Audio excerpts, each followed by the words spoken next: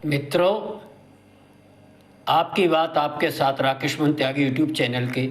आज दिनांक 25/11/24 के से 147वें अंक में प्रातःकालीन अंक में आप सभी का हार्दिक स्वागत अभिनंदन है। मित्रों, आज मैं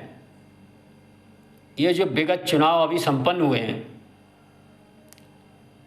सभी जगह महाराष्ट्र के चुनाव परिणामों की बड़ी चर्चा है, लेकिन इस परिप्रेक्ष्य में झारखंड मुक्ति मोर्चा पार्टी द्वारा हेमंत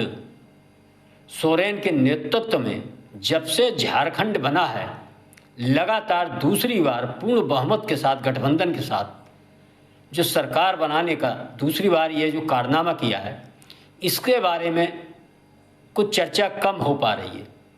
आखिर किन कारणों से क्या वजह थी कि ऐसे दो नेता जो भ्रष्टाचार के प्रतीक बनकर भारतवर्ष के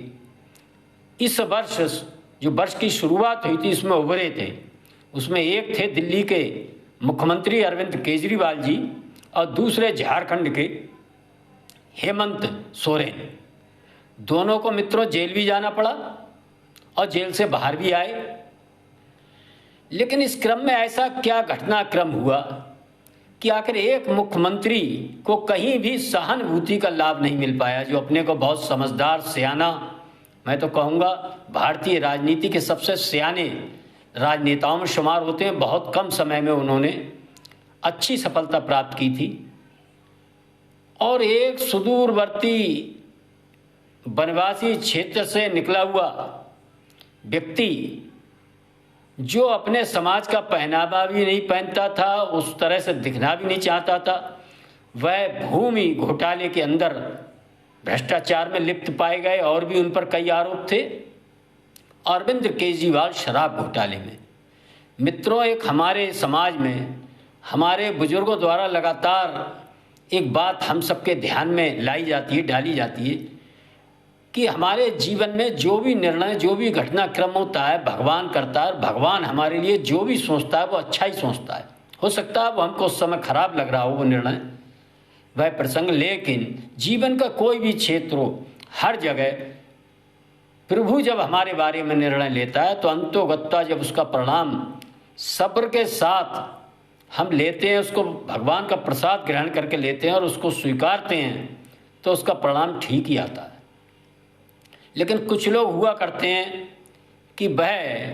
अहंकारी लोग, वह अपने अहंकार में इस तरह के निर्णयों को स्वीकार नहीं कर पाते। मित्रों, आज मैं चर्चा करूंगा इन्हीं दोनों राजनेताओं के प्रसंगों की और उनसे निकले हुए संदेशों के माध्यम से हम सबको क्या समझ में आना चाहिए इन चुनाव के माध्यम से, इन बातों की मैं चर्चा करना चाहूँगा। मित्रों, जैसा कि हम सब जानते हैं, इस वर्ष की शुरुआत में अरविंद केजरीवाल, मैं भूल नहीं रहा, शायद मार्च के 20 या 21 तारीख को जेल गए थे और जेल जाने से पहले जो उन्होंने घटनाक्रम किया था वह भारत के राजनीति के इतिहास में एक अलग ही घटनाक्रम था। कई बार उन्होंने अपने लिए जो गिरफ्तारी के लिए कानून द्वारा निर्देशित टीमें आई थी उनका तिरस्कार किया, उनसे मिलने से इनकार किया और तरह तरह के बहाने और सहानुभूति का अपना राजनीतिक प्रोपगंडा करते रहे। और इसके बाद ऐसा भारत के राजनीतिक इतिहास में इससे पूर्व भी कई मुख्यमंत्री को जेल जाना पड़ा, लेकिन ये सभी लोगों ने एक नैतिक जिम्मेवारी समझते हुए जेल जाने से पहले, वह चाहे लालू प्रसाद यादव जी हों, उन्होंने भी इस्तीफा देने के बाद अपने परिवार की, अपनी पत्नी को मुख्यमंत्री के पद पर बैठाने के बाद जेल जाने का निर्णय लिया था। कम से कम उन्होंने कानून का, मुख्यमंत्री पद की गरिमा का सम्मान करते हुए यह ध्यान रखा था। लेकिन भारतवर्ष के अंदर अरविंद केजरीवाल जी, जो अपने को पढ़ा लिखा, शिष्ट सभ्य और अलग तरह की राजनीति से उपजा हुआ बताते थे, उन्होंने बड़ी बेशर्मी के साथ मुख्यमंत्री पद पर रहते हुए जेल जाने का कीर्तिमान कायम किया था और ये बड़ी धूर्तता के साथ कहा था कि मैं जेल में से ही सरकार चलाऊंगा, और उन्होंने ऐसा करने का प्रयास भी किया। वो एक अलग बात है कि कानून ने उन्हें इसकी इजाज़त नहीं दी, लेकिन वह मुख्यमंत्री पद पर रहते हुए जेल जाने वाले एक ऐतिहासिक राजनेता बने इस भारतवर्ष में। मित्रों, इसी क्रम में जब हम दूसरी ओर ध्यान देते हैं किस प्रकार हेमंत सोरेन ने अपनी गिरफ्तारी के लिए आई टीमों को बिठाकर अपने ऑफिस में कुछ समय लेकर और कानून और मुख्यमंत्री पद की गरिमा का ध्यान रखते हुए जब उन्होंने समझ लिया कि हमें जेल जाना ही है, तो फिर उन्होंने इस्तीफा देकर और चंपई सोरेन को मुख्यमंत्री पद दिलाकर और जेल अपनी गिरफ्तारी देने का काम किया था। उनके गिरफ्तारी देने के बाद उनकी पत्नी कल्पना सोरेन, श्रीमती कल्पना सोरेन भी राजनीति में सक्रिय हुई और उन्होंने क्षेत्र में प्रवास करना शुरू किया। और एक अंतर आप और देखेंगे कि जब हेमंत सोरेन जेल जा रहे थे उससे पहले वो पैंट शर्ट पहना करते थे। जो भी वनवासी समाज के प्रतीक चिन्ह हुआ करते थे वह उनसे दूरी बनाकर चलते थे। और जेल जाने के बाद दोनों राजनेताओं के साथ सुप्रीम कोर्ट ने जो व्यवहार किया था उनके कानून प्रदत्त सुविधाओं के संबंध में, किस प्रकार ये हम सबको भी ध्यान में आएगा और हम सबको भी खराब लगा था कि आखिर कानून ऐसा कैसे कर सकता है। किस कारण केजरीवाल जी को लगातार बेल भी मिली और बीच में आए लोकसभा चुनाव में उन्हें अपने पार्टी का प्रचार करने की अनुमति भी मिली। वहीं दूसरी तरफ उसी प्रकार के भ्रष्टाचार के आरोप में मुबंद एक आदिवासी वर्ग का मुख्यमंत्री, वह भी लगातार उन्हीं सुविधाओं की मांग करता रहा कि मेरी भी एक पार्टी है और मुझे भी अपनी पार्टी का प्रचार प्रसार करने का लोकतंत्र के अंदर पूरा अधिकार है और इस लोकसभा चुनाव में मुझे पार्टी का प्रचार करने की अनुमति प्रदान की जाए। मित्रों, लेकिन हमने देखा किन्हीं कारणों से माननीय सुप्रीम कोर्ट ने हेमंत सोरेन की इस अपील को ठुकराया और निश्चित ही ये एक सुप्रीम कोर्ट का जो ठुकराना था उनकी अपील को लगातार, उसका संदेश कहीं ना कहीं हेमंत सोरेन के वर्ग समाज, वनवासी समाज, आदिवासी समाज या झारखंड के अंदर गहरे तक महसूस किया गया। मित्रों, हम देखते हैं कि हेमंत सोरेन जब जेल से बाहर निकलते हैं तो उनका रूप अपना बदला हुआ था। उन्होंने जो भगवान ने जो निर्णय के रूप में दोनों को गिरफ्तारी दी थी, उन्होंने गिरफ्तारी देते समय जो कानून का, नैतिक मूल्यों का सम्मान करने का काम किया था और उस जेल के अंदर जो मनन चिंतन किया था उससे निश्चित ही उन्होंने कुछ शिक्षा ली थी और उन्होंने शीघ्र ही अपने पिता की तरह अपना रहन सहन बनाया, अपनी दाढ़ी उसी प्रकार कर ली और आदिवासी समाज का गौरव गमछा, अंगोछा जिसे कहते हैं, उत्तर भारत में सभी लोग कंधे पर गले में डाले रहते हैं, कुछ लोग सिर पर बांधते हैं, वह गमछा डालकर निकले और उन्होंने अपना जुड़ाव अपने समाज, आदिवासी समाज, झारखंड की जनता के साथ दिखाने का काम करते हुए वहाँ जाकर अपने को एक पीड़ित की तरह पेश किया और उन्होंने बताया कि किस प्रकार दिल्ली की सरकार ने उनके साथ अन्याय करने का काम किया है, उनके वर्ग के एक मुख्यमंत्री के साथ अन्याय करने का काम किया। और इसके उदाहरण में उन्होंने अरविंद केजरीवाल का उदाहरण दिया कि किस प्रकार अरविंद केजरीवाल को जमानत भी मिली और उन्होंने चुनाव में प्रचार भी किया और मुझे ये छूट इसलिए नहीं मिली, मैं आदिवासी हूँ, वनवासी हूँ, झारखंड का रहने वाला हूँ। मित्रों, जनता बड़ी भोली भाली होती है। जनता ने उनके किए भ्रष्टाचारों को भूलकर उनकी पत्नी व उनकी अपील पर हम सब देख रहे हैं इस चुनाव में उनकी झोली अपने समर्थन से भरने का काम किया और उनको 2/3 बहुमत प्रदान करने का काम। लेकिन जैसा कि मैं सदा से कहता रहा हूँ मित्रों, झूठ के बहुत बड़े पाँव नहीं होते, बहुत दूर झूठ चल नहीं पाता। ये हम सब देख रहे हैं, वह चाहे राहुल गांधी का झूठ हो चाहे कोई हो। लेकिन इससे एक संदेश जरूर लिया जा सकता है। यदि हेमंत सोरेन ने अपने वर्ग से जुड़ने का ईमानदारी से निर्णय लिया है, उनकी तरह रहने, उनकी तरह सहने, उनकी तरह पहनावा, उनकी तरह खान पान करने का निर्णय लिया और यदि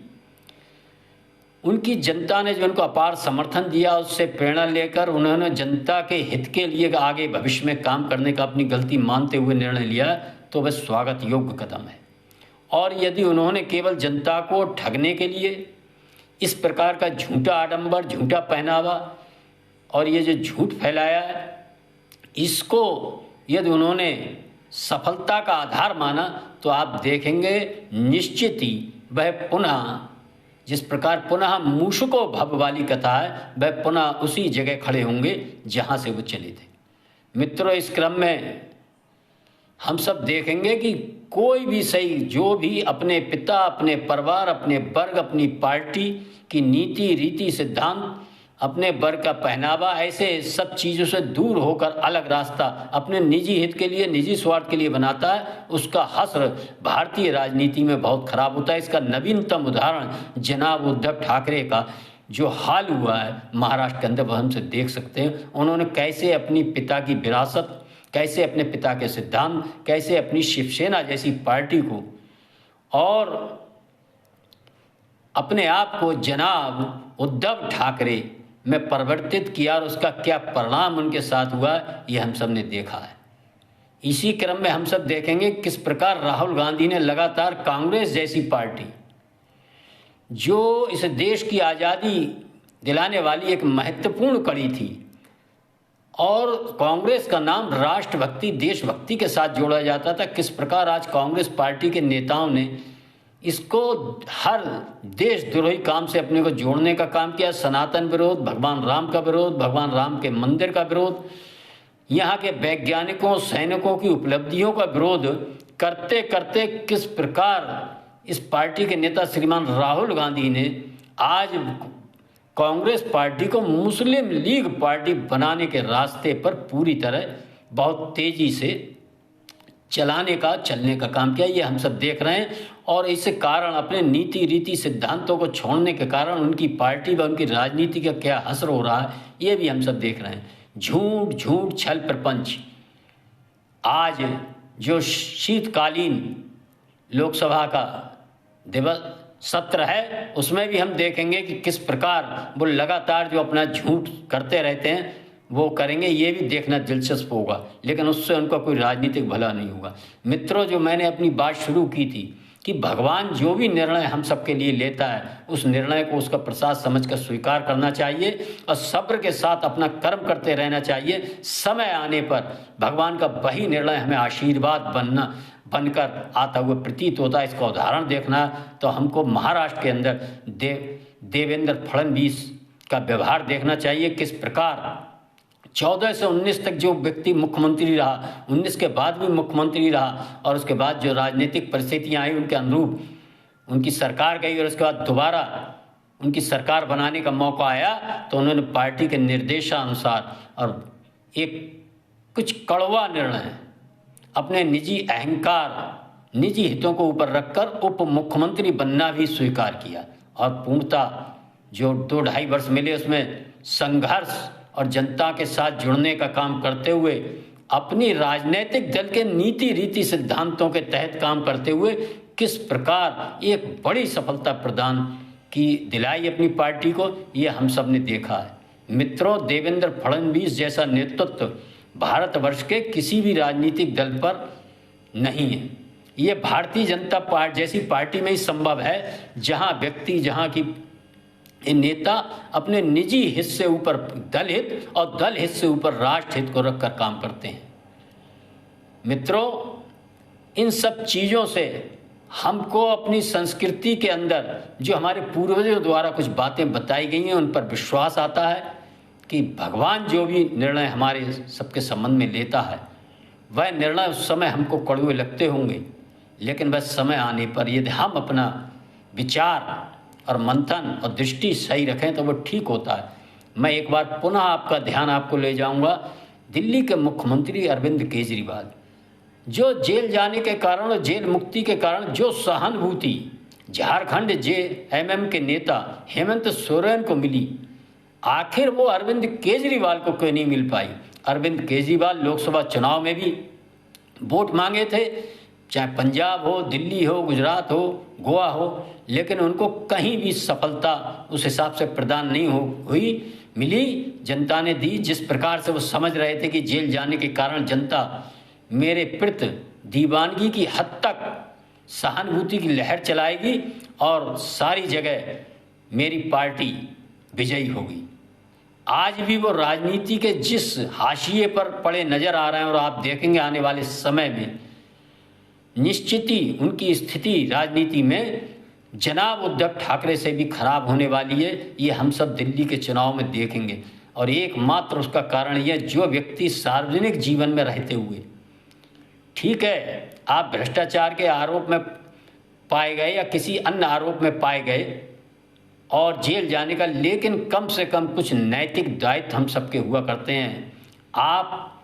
वरिष्ठ पदों पर हैं, लोकतंत्र के द्वारा सम्मानित चुने हुए पदों पर हैं, ये आपकी जिम्मेवारी है कि पूज्य बाबा साहब द्वारा बनाए, हमारे बुजुर्गों द्वारा बनाए भारत के संविधान की गरिमा की सुरक्षा की जिम्मेवारी आप पर है। यदि आप मुख्यमंत्री जैसे महत्वपूर्ण पद पर बैठकर भी आप सारी संस्थाओं का केवल अपने निजी हित के लिए विरोध करने का काम करेंगे, खराब बताने का काम करेंगे, ईवीएम खराब है, हाई कोर्ट खराब है, सुप्रीम कोर्ट खराब है, न्यायिक व्यवस्था खराब है, सेनाएं ठीक नहीं है, सुरक्षा व्यवस्था ठीक नहीं है, लोकतंत्र हमारे यहाँ चुनाव आयोग खराब है, सब चीज़ खराब बताते हुए लगातार एक झूठ का छल प्रपंच फैलाएंगे तो निश्चित ही जनता इसको अच्छी तरह जानती है, समझती है और आपके इस धूर्ततापूर्ण आपके रवैये को पसंद नहीं करती। और यही कारण था कि हेमंत सोरेन को झारखंड में एक बहुत अच्छी सफलता मिली है। इसके लिए वहाँ की जनता और हेमंत सोरेन और उनकी पार्टी निश्चित ही बधाई की पात्र है। लोकतंत्र के अंदर उन्होंने लोकतांत्रिक ढंग से झारखंड मुक्ति मोर्चा को दोबारा ये मौका दिया है और इस सब चीज़ों से हमको प्रेरणा लेनी चाहिए कि भारतीय राजनीति में अब राहुल गांधी और अरविंद केजरीवाल जैसे झूठे छल प्रपंच फैलाने वाले नेताओं की इस छवि को, इनके इस प्रयासों को जनता खूब अच्छी तरह समझ रही है। बहक रही, काट की हांडी दोबारा नहीं चढ़ती। मित्रों, आज के इस अंक में मैं अपनी वाणी को विराम देता हूं तथा सदा की बात मेरा आपसे यही निवेदन है, इस YouTube चैनल पर प्रसारित अंक यदि आपको पसंद आते हैं पूरा सुने, लाइक करें, शेयर करें और जिन मित्रों ने अभी तक चैनल को सब्सक्राइब नहीं किया, मेरा अनुरोध है वो चैनल को सब्सक्राइब भी करें तथा अपनी राय, कीमती राय कमेंट्स के माध्यम से जरूर देने का काम करें। धन्यवाद। जय श्री राम, जय श्री वाल्मीकि भगवान, भारत माता की जय।